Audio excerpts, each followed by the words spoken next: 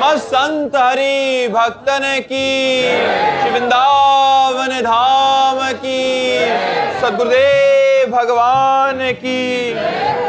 एक बार भगवान देवर्षि नारद जी से वार्ता कर रहे थे तो विनोद में कहा कि जो गृहस्थी में मेरा भजन करता है उसे मैं विशेष महत्व देता हूँ। देवर्षि नारद जी ने कहा, प्रभु विरक्त पूरे जीवन जलता रहता है, कोई मनोरंजन नहीं, कोई मन से संसार के भोगों का त्याग करके भगवान में लगाना, कोई मन को भोगों में नहीं। बड़ा कष्टमय जीवन है ये, बड़ा कष्टमय जीवन तपस्वी का। ईमानदारी से अगर चला जाए, बेईमानी से चला जाए तो वो बात अलग है कि अपना मनमानी करो, लेकिन अगर ईमानदारी से चला जाए तो बड़ा कष्टमय जीवन है। केवल भगवदानंद, संसार के आनंद का त्याग करते हुए चलना होता है। तो देवर्षि नारद जी ने कहा, गृहस्थ भक्त को आप प्राथमिकता क्यों देते हैं? उनका देवर्षि नारद जी से एक काम करोगे? भगवान ने एकदम बात घुमा दी। एक कटोरे में घी भर करके दिया और कहा, मेरे आसन की परिक्रमा लगाओ, एक सुदर्शन चक्र हमारा पीछे चलेगा, एक बूंद भी नहीं गिरना चाहिए। भगवद आज्ञा। बोले कितनी बार नारायण नारायण कहा? बोले नारायण नारायण। पूरी चित्त वृत्ति इस कटोरे में लगी थी कि एक बूंद घी गिरा तो सुदर्शन चक्र पीछे है। बोले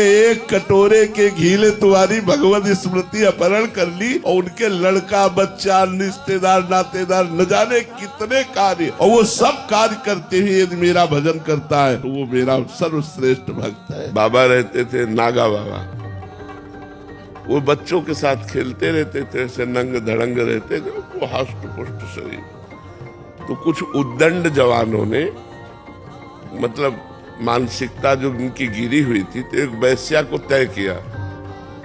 तो कहा बाबा को आप परेशान करना। तो बच्चों के साथ खेलते हुए बाबा को कमरे में ले गए, बच्चों को निकाल दिया और वैश्या को बंद कर दिया।